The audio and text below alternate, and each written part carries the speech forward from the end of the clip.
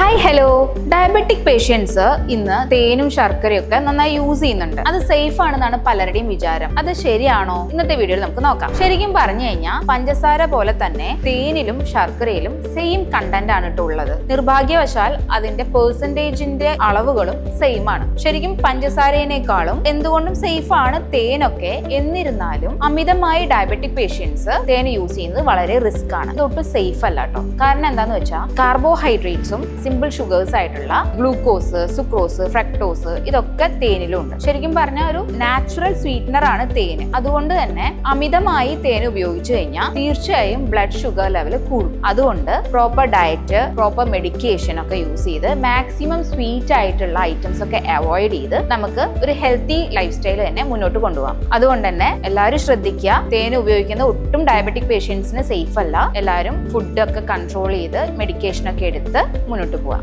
എല്ലാവർക്കും have A happy and healthy life. അപ്പോൾ next interesting video ആയിട്ട് അടുത്ത ടൈമിൽ കാണാം. ബൈ.